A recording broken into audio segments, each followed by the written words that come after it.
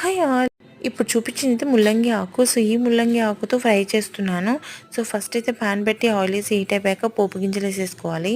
తర్వాత ఆనియన్స్ కరివేపాకు వేసుకొని వేపేసుకోవాలి. కొద్దిగా వేగగానే క్లీన్ చేసి కట్ చేసి పెట్టుకున్న ముల్లంగి ఆకును కూడా వేసేసుకోవాలి.